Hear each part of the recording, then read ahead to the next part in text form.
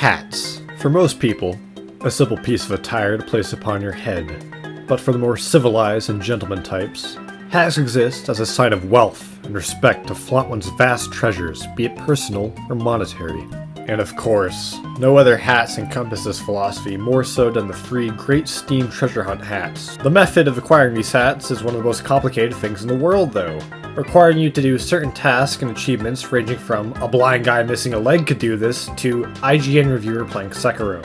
These tasks were all placed inside the Great Steam Treasure Hunt, an event that lasted from December 6th to December 20th of 2010. This was a massive event that didn't just see rewards for those who played TF2, but for any Steam user.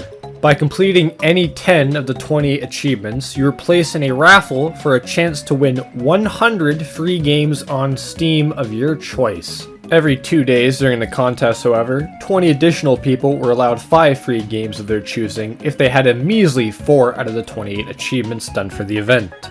But speaking of these achievements, what exactly were they? Despite the main reward for participating in the event being these 3 hats in TF2, none of the achievements were actually done inside of TF2 and instead spanned several games. As mentioned before, there are a total of 28 whole achievements. Completing 4 allowed you to be placed in the bi-daily raffle to win 5 free games. Getting 5 awarded you with the bounty hat. 10 achievements entered you in the raffle to win 100 free games. 15 achievements awarded you the treasure hat, and completing all 28 achievements gave you the luxurious Hat of Undeniable Wealth and Respect, which we're now going to be shortening to Howl. Achievements came out every 2 days and were allowed to be completed until the end of the event on the 20th.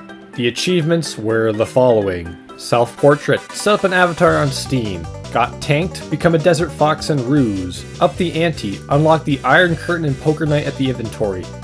Probably the only real TF2 achievement on this. More Cowbell, set a leaderboard score of 1,124,000 in easy mode for the Paul Hartnell level in Chime. Okay. Join the club, join an official Steam group. Family style, get back in business in Mafia 2. It requires you to perform your first hit. Stack the deck. Become a Devastator in Magic the Gathering. It's not on Steam anymore. Just drop it! Set a leaderboard score of 85,370 for Classic, Small Wonder, and Drip Blitz. Also not on Steam. Steam Gimme. This one was a freebie. You're supposed to originally watch demos and trailers of certain games, but they couldn't track it, so you got it for free. Tunnel Vision. Become a Nautilus Hunter in Metro 2033. It required you to kill 30 Nautilus enemies. Also not on Steam anymore. I'm glad I'm going into detail. Cause and Effect. Create a destruction effect in Just Cause 2. Oh look! A game still relevant and on Steam! Beat It. Set a score of 3,770,448 in survival for Beat Hazard.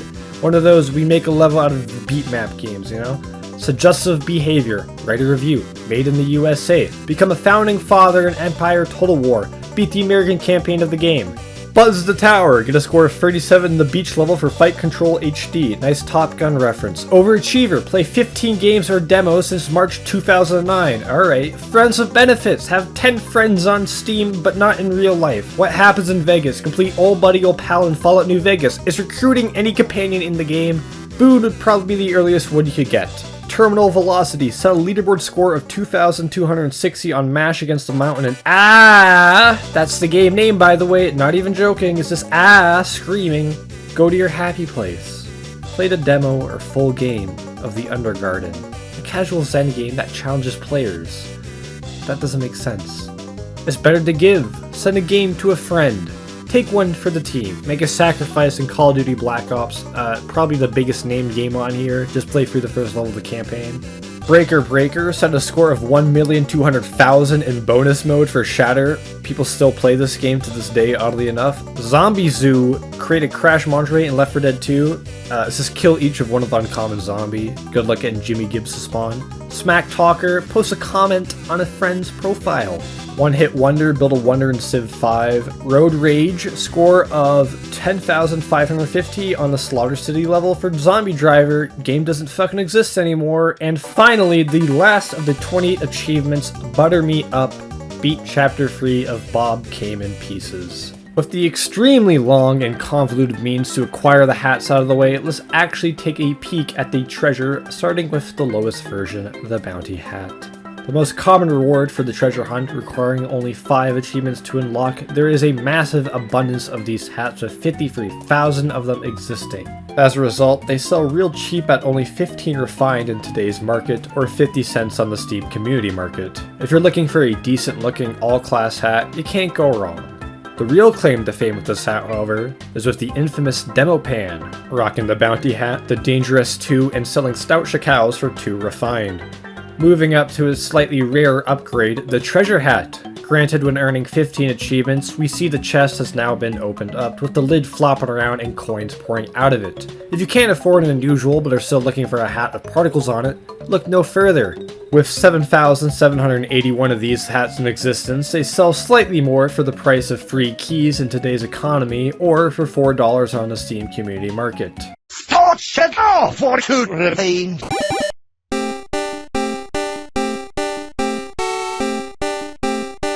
What do you think, eh?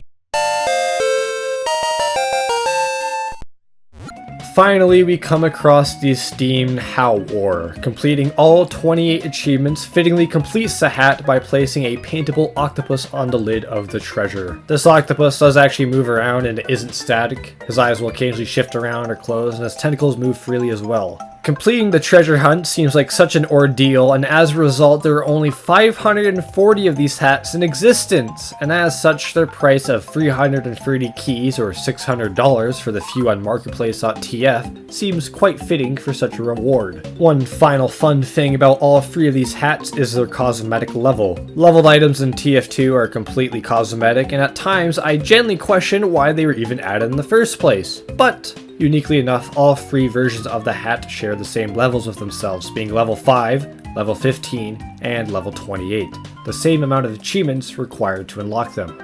And thus draws the tale and story of the free treasure hunt treasure chest hats in TF2. Boy oh boy do I love alliteration so much. It doesn't get old or annoying at all, nor does saying 28 things in rapid fire succession. Totally not a downer at all. Thankfully, I don't do that for the credits. I just rambled over them. I don't have to say, how many names have we got now? 21, I think. 21 names back to back. I don't think I could do that. I cannot keep up with that. A lot of these hats are spelled too, which increases their price even tenfold. Can't really it's not a spell video, can't talk about it here, but you know, now you know. Fun stuff. The video's over. Go home.